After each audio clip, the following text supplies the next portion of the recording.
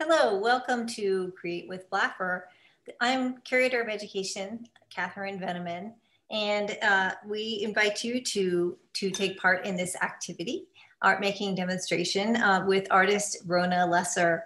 Today we're going to be learning to make our own costumes that are going to consider both the visible and the invisible. And the art making activity is inspired by Blaffer Art Museum's current exhibition, Stephanie Siyuko, The Visible Invisible, which is now on view at Blaffer. And in addition, if you are interested in finding out more about the lesson, we invite you to go to the virtual resource page of Blaffer Art Museum's website, www.blafferartmuseum.org, and download the lesson plan. Thank you and welcome. Well, welcome from me, Rona Lesser.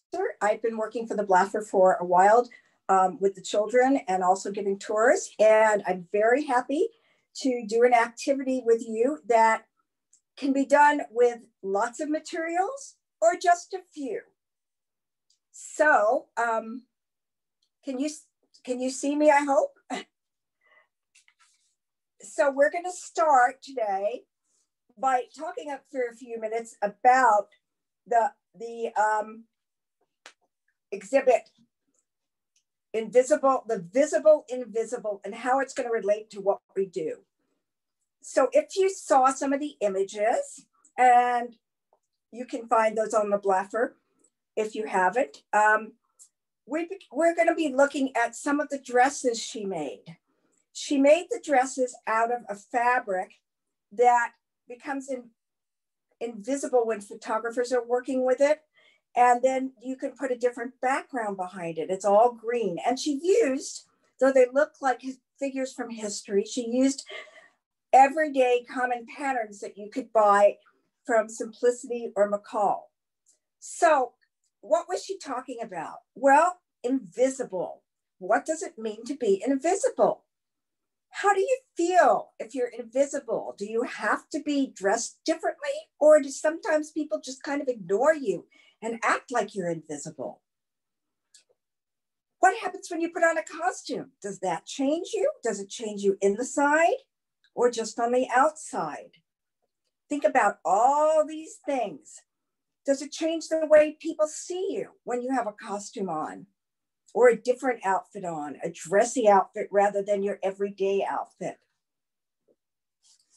Does some part of you become invisible or more visible?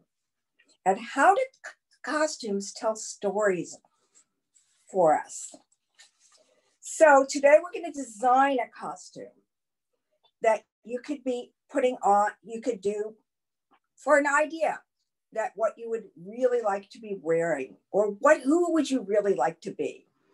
And for a second, professional costume designers start with sketches and drawings, which is what we're going to do. And after that, sometimes they do research about the period they're trying to do in their costumes. They get fabric swatches and try out different colors and textures. And then the actual people who make the costumes work from those designs. They create patterns and work from those designs. They may need to design hats or shoes or buy different things, accessories, jewelry, a wig, whatever's needed for the costume that you see when you see TV shows or movies or theater. So the first thing you're going to do is brainstorm. And you could do this by writing it down or sketching out some ideas of what you might want to do with your costume. And just so I'm not thinking about something totally realistic today, because my sample that I ended up with was a real person looking like they're going for a walk in the sun or a walk in the garden. I'm going to draw some other kind of creature today. Just real quickly sketch something. I don't know how this is going to work out when I finish it. That pencil broke.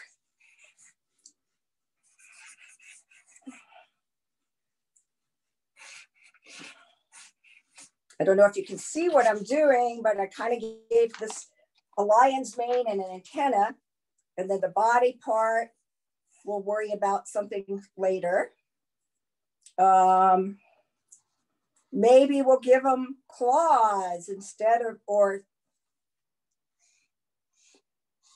3 fingers instead of 5. Maybe we won't worry if he's the height of a real person either. Let's see. Since this is a creature, I'm going to give him some paws on the bottom of some kind. Yeah, and then I'm not going to worry about all the middle because we're going to dress that with whatever we draw. I could just make the shape all around him so it covers his body. So the next thing we're going to do, and you can do several different ideas when you have time. This is just the paper I'm working on right now. It's just computer paper. If I want my person to last, so maybe I can either put a different costume on him, or just if I don't glue it down, or just so it's stronger so I can keep it better, I'm going to find some cardstock or maybe the back of a cereal box, just something sturdier that you could use if you wanted to cut it out or do something with it. And then I'm going to draw what's called a loop person with shapes, the shapes of our body. Yeah, there is a sample of that going in the lesson that you can look at. Children are usually about 4 to 5 heads tall, or less if they're smaller children. An adult is about 7 to 8 heads. If it's an animal, I mean, if this is your costume, so if you're a kid, you might want to draw a child shape. If you're an adult or an older person, you might want to draw a bigger shape. So I'm going to sketch it in. Mine might not be exact. Don't worry about that either, because yesterday I had a hard time getting it exactly the right dimensions. So I'm going to draw, I think this is actually going to be probably a child size. You can look at where your arms come down to get an idea of what the shape would be like. And I'm just using loops. It looks a little bit like the people you buy in the art supply store. To pose. They have little wooden people you can buy. All right, I'm not going to worry. The legs might be longer than a kid, but there we go. That's what I'm going to dress. So I'm going to put that aside. And we are going to need papers to put on this person. So, or things to dress him with. So if you have a source for colored paper, collage paper, anything in your house, that's great. If you don't, I'm going to make a couple of suggestions. I know people don't get many magazines anymore, but sometimes there's free ones like at the stores or ads for groceries. You can get all kinds of colors and textures out of magazines. That's a really neat texture. This is funny. If we cut it up, you're going to get weird things. And even junk mail. This was a piece of junk mail that was going in my recycling. Grocery ads, all kinds of things, anything you can dig up.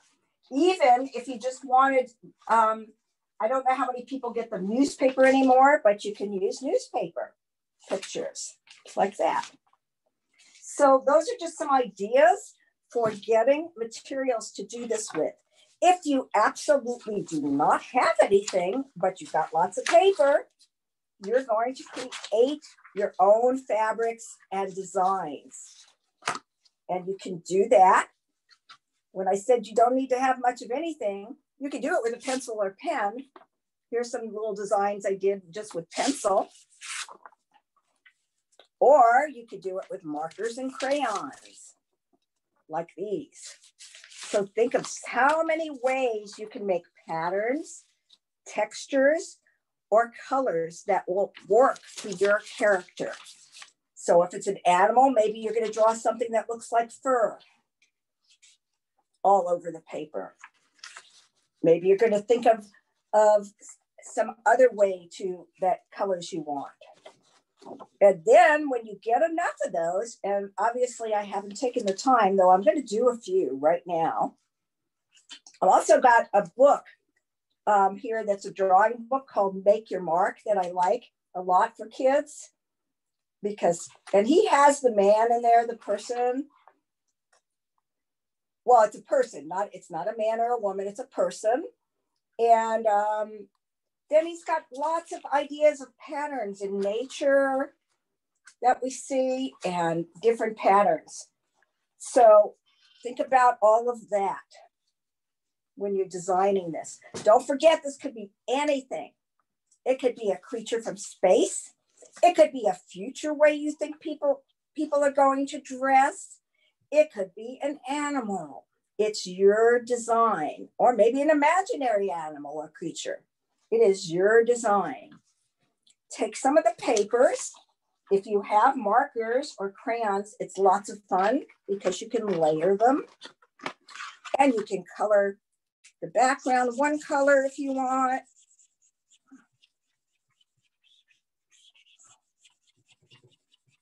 Even a little kid, if they're working with you, the youngest toddler could do this part for you. And then you could use some of the things and do it together, the family.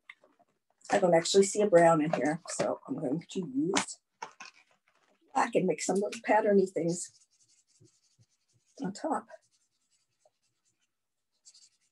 That might look like hair. Maybe you're going to do loopy shapes. I love loopy shapes. Maybe you don't have markers, but you have crayons.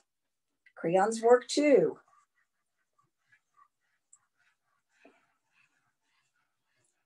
Kids learn a lot about patterns when they go to school and repetition. So you might start thinking about this almost as an extension of what they're doing in school with patterns. Doing little shapes and then repeating them. Oops.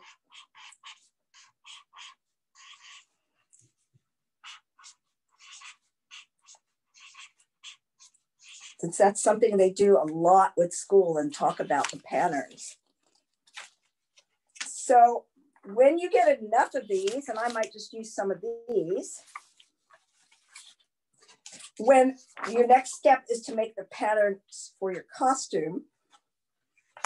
Yesterday, I was in a hurry and I just cut out shapes, but we're gonna, if you can actually cut out the pattern pieces that you want to fit on your person. Where did my person go? Here he is. Here he is. So, and I had a sketch that looked kind of like a creature somewhere in here. But I know what I was doing, so we'll just do it. So I might sketch out that top piece for him, for the person, to create the person, make the person back into an animal of some kind. Let's take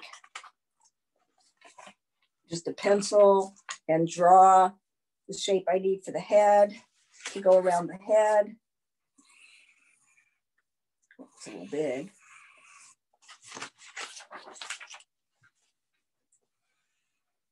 Cut it out. And that's going to be my pattern, just like a pattern of a dress or a pants or a suit or anything else. And let's see. Ooh, this looks like that would be good for that.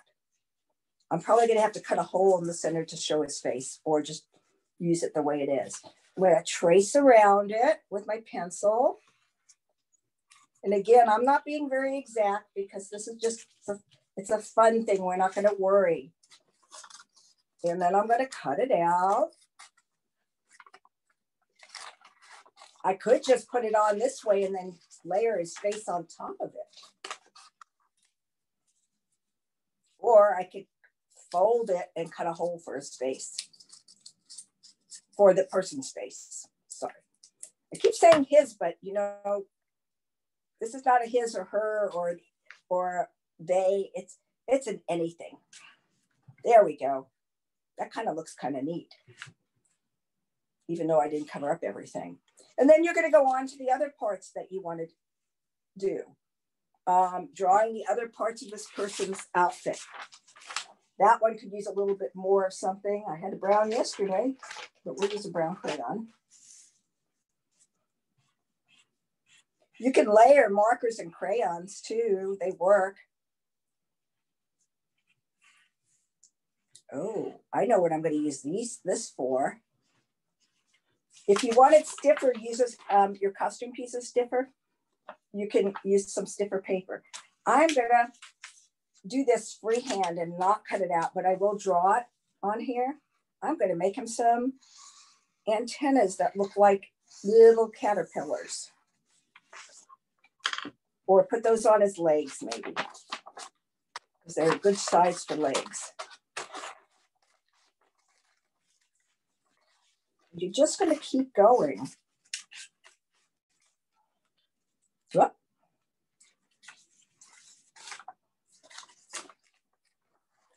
Until you get this person dressed in this really wild costume. Maybe if you have fabric scraps from somebody who sews, you can use those. And that's a lot of fun too. Don't glue anything down till you're sure you like it, because you can always go back. I could actually put that underneath that and then I'd have a nice head. That was the pattern for it.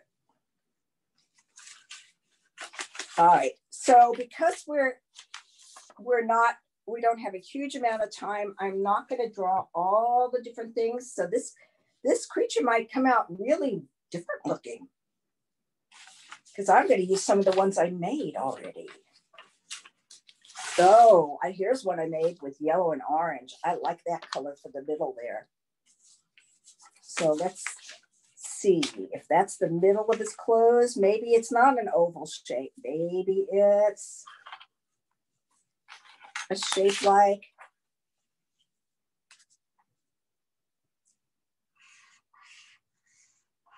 more rectangle like that. If I want to make sure it fits on him, cut it out. On the person, sorry, I keep going him. That is really, if I want to make it sure it fits on what I've drawn, there we go, that would work. So now I can put it on here. Draw around it with something. Whatever you've got. And cut it out.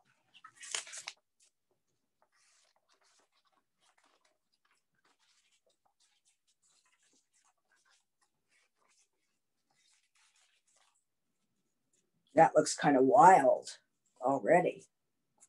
I think we need to do it that. No, the other way. So you keep going until you get the person totally dressed.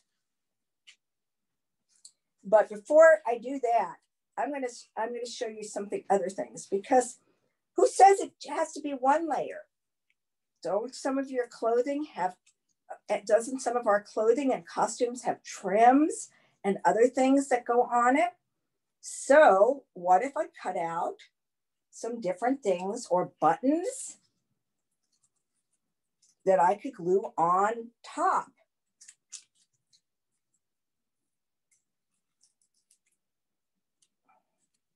To make it more interesting and to have even more patterns. Maybe that's like a robot-y thing and those are controls. I don't know. I'm kind of playing with my imagination today, so this could be anything I want it to be. I'll cut some arms out of the yellow I drew. So like I said, I'm not taking the time as much to draw the patterns, but the arms, I could just make it one big shape. It doesn't have to be two. So let's do one big. If it's too big, I'll trim it down.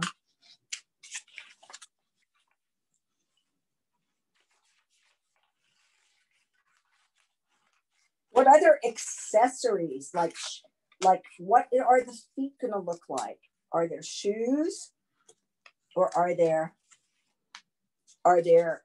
paws that you, or are they made out of metal and need to be shiny? Which, by the way, you could take pieces of aluminum foil and cut them and glue them on for shiny. Most of us have aluminum foil in our house. It will glue on. Oh, those look like furry arms now to me. I don't know if very many people remember Star Trek show, but they always had these wild costumes and things on the creatures in space, or even Lost in Space, the original one. So think about that. Who knows what this creature is? So you're going to keep adding to it until you're really sure that you like it. And then you can start gluing it. I'm not exactly sure how much time we have because I wasn't paying close attention. Just for fun, we'll give him a whole different color down on the bottom of the legs, or on his paws, because on the creature's paws.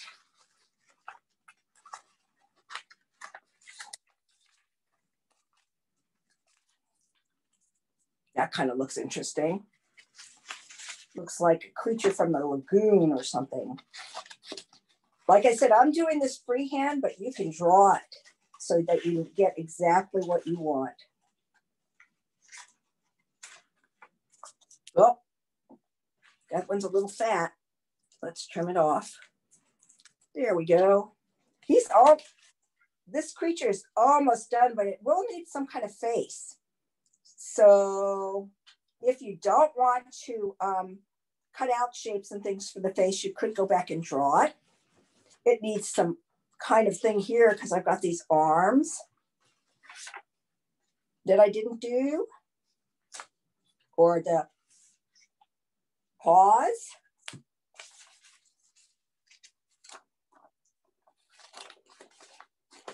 Again, I'm just going to kind of free cut for the sake of time, but go ahead and draw these out if you want. I actually am using as many of these patterns as I can just to get you encouraged to draw as many different patterns before you start this, and maybe layer colors on top of colors until you get really interesting things. Think about our clothing that we wear. It's not all one color. You can't see it, but this has all kinds of shapes on it. We have stripes, we have checks, we have things that have texture on them that you can feel. So think about that when you're working on your patterns, that you've got all these different things you could be doing with it. So I think let's go ahead and glue him together so that I can show you a couple of extra things you could be doing. I don't have them totally decorated. Oh, I know what would be good. Since we don't have any red on him, let's cut the rest of his legs out of red. This creature's leg, and put that there on top of that one.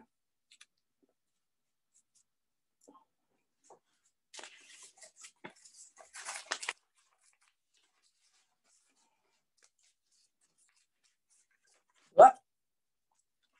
All right, I didn't layer a whole lot of things on top of other things. I think I'm going to show you just for a second how I could use a piece of junk mail. But that's not actually junk mail. That's a magazine page. But, oh, this mail had a really pretty gold and a really pretty green inside the brochure. So let's cut some shapes out of the gold. And it's a little stiffer too. So maybe I could make his antennas thingies out of this. the creature's antennas or just some fur that sticks out. Since I don't have any hard paper above it, I think I'm going to put it down here and just make some weird things coming out of the head.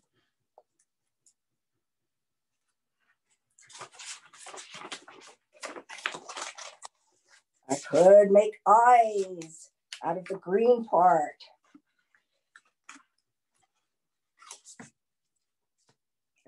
I should have drawn it first because that does not quite look like I wanted it to, but it's getting very little. That actually looks more like a mouth.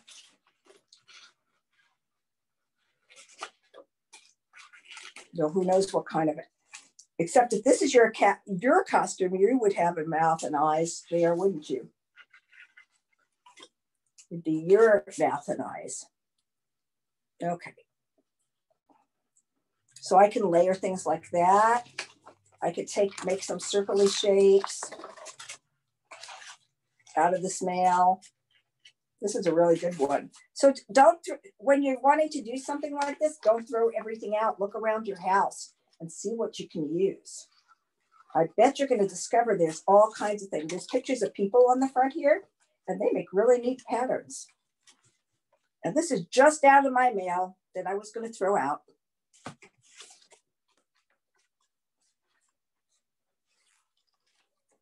You also have get colored envelopes sometimes you can use. Maybe you got a free calendar you don't want, you can cut up. So there's all kinds of sources for things. Maybe some of your food boxes you're finished with have color on them. All right, that's pretty neat looking. So he would get glued, this creature would get glued together now. And then as an extension of that, we could write a story or tell a story, dictate a story about this creature. We could cut it out if it's on cardstock and put it in another background and draw a background for it. We could think about, well, how could I dress up like that? What would I need to dress up in that? What kind of way could I make this costume? Maybe you couldn't do this one, but maybe you can design one that you could figure out a way to make with things you have at home. And you can make lots of these because all you're going to do is draw some more people and use some more papers to come up with some different ones. I'm going to try to glue this really quickly so that we can hold it up for you better. Because if I don't glue it, we can't hold it up. I'm just using Elmer's glue. You can use a glue stick, but Elmer's glue school glue tends to hold better. And I'm probably not putting quite enough on, but I just want to get it done before we finish. So take the extra layers off, start with the bottom layer. If it doesn't go right back where you had it, that's okay. You'll figure it out where to put it. But that's why I don't glue down anything until I am sure what I want. Lots of times in school when I'm working with kids or after school or at a camp, the kids want to glue everything right away. And then they might have wanted to change it and they can't because it's all glued down already. So if you can get to where you don't glue everything down, at first till you're sure you like it, it's a lot better. Oh, I'll have to take these little buttony things off in order to glue this one down. And I lost one of these underneath there.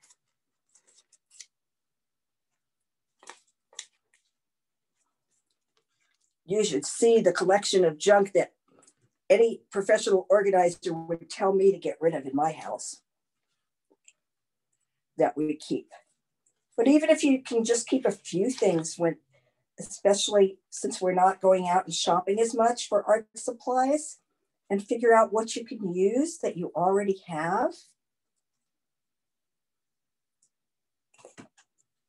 And then you can have a lot of different experiences with things you already have in the house.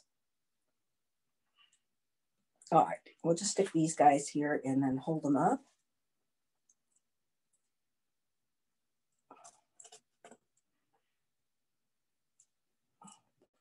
I still have room that I could draw another face on there. Oop, a couple of things fell off, but you get the idea of what we did today. And I like this one a lot better than when I was in a hurry yesterday and I made a real person. I think this one's a lot more fun. Though this was fun too, I think this one's a lot more fun because it's so different. So I was going to show you, if you really have some fabrics or something, this is an aluminum foil person. I'm not sure where we are time-wise, but really quickly, all I did, and this is a little tricky, you might have to help the person with it, was cut a line up the aluminum foil on the bottom. I'm going to make the arms separately. I squished the aluminum foil together for legs. It's all going to have to be reinforced with more aluminum foil. I squished the middle for a body. I start the head by squishing it over. And I've started. Now, all this has to be supplemented with more foil and more arms, like making some arms separately. And that's where the tape comes in. So that could be arms. It could squish it all up. But this is another thing a lot of people have in their house. And when I did this after school, my kids really liked doing this, my comic book class especially. So we did it a couple of different times. So this would be your start. I'd add some more and I'd start taping them together, and you can actually cover the whole thing with tape. If you have colored tape, you could cover them with all different colors and dress them that way. You can pose them a little bit, though you do have to reinforce it to pose it. I'm not sure the person would stand very well, but I could take fabric scraps and dress the person, or just draw on the tape and pose it.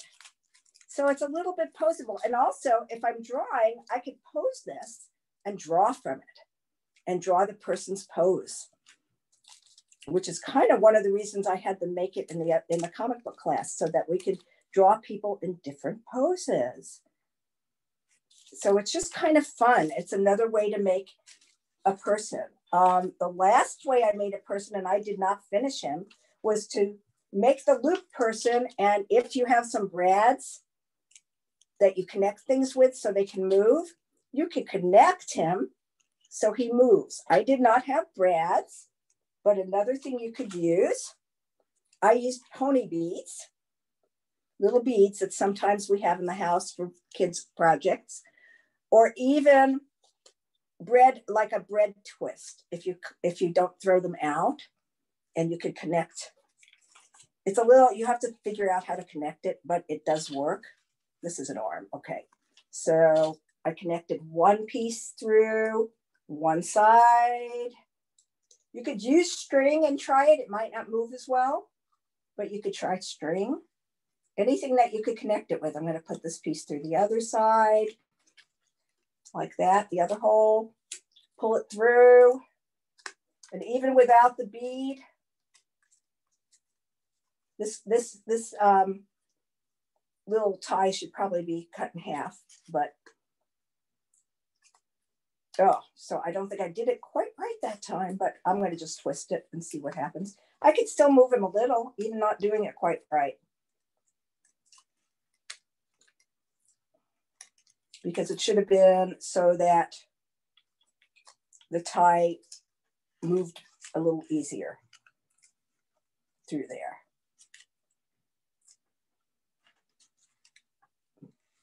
So those are different ways. And then if you do this one that you're standing up, you could dress them with things. If you use the heavier paper or a cardstock to do your costume pieces, you could take them out. Oh, that worked. There you go. I can move the arm around. The half of the arm I did. You could dress this person with different pieces and maybe use some double stick tape or some paper clips or something just to hold the outfit on. and make it as if you were making a lot of paper dolls and play around with that. So those are extra ideas for ways to work with materials you have at home. And like I said, if somehow you don't even have markers or crayons, but a lot of us do, work with a pen, make different shades with your pencil and pen, do cross-hatching back and forth, and you will get, and there's my original idea. So I kind of did some of that on him, on the creature. You will get lots of things, even with just pencil, that you can cut out and make it the costume idea out of. So I hope you've enjoyed our lesson today. There were a couple of other books that I put on the lesson. This one is for preschoolers, kindergarten, first graders. It's all about what people wear around the world, traditional dress, and what we wear for sports. And it's a really nice little book for both for ideas and to just learn about what people in different countries traditionally wore. And then this is a hard book. This is what I got from the Metropolitan Museum of Art in New York, but I'm sure it could be ordered. This has a variety of things you can do with a paper bag to make wigs and hats. And some of them are very difficult and some of them are very easy. So those are some extra resources. And I hope you've enjoyed being with us today, and come back and visit with us again, online and in person. Thank you.